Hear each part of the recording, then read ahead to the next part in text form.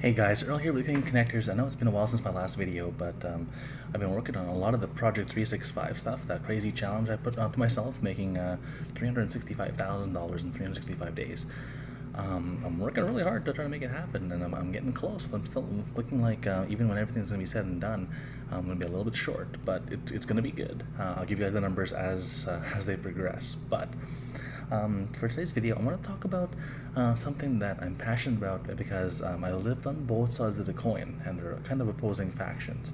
And those opposing factions are business owners, business like as in salespeople as well, versus developers. Developers being coders, people who write the code that make things go. And it's funny because I've lived on both sides of the coin.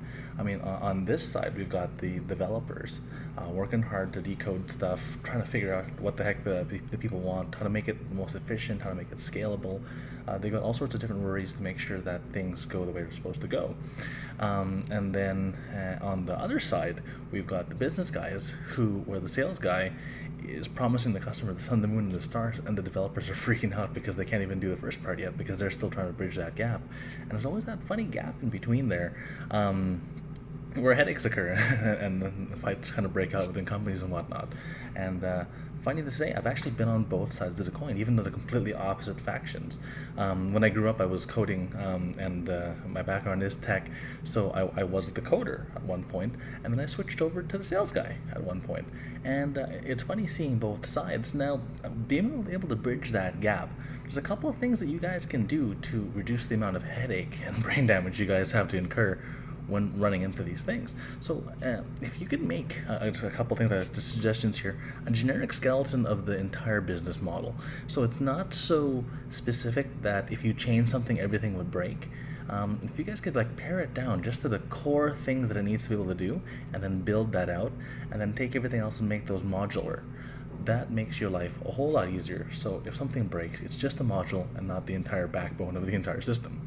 So that's one idea just behind there, because developers really would like it, and from the developer in me really would like it if you guys could just tell us exactly what you wanted to do and what order you wanted it to happen in, and then not change that.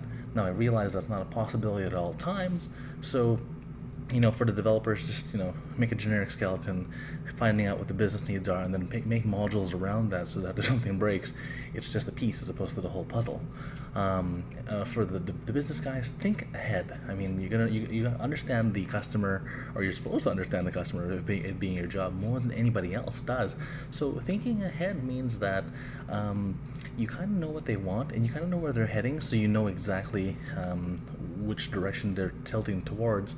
So if you can come up with stuff that'll make that work and make the customers happy, save some of it for some extra firepower along the way so that your presentation looks that much better, then that's kind of cool.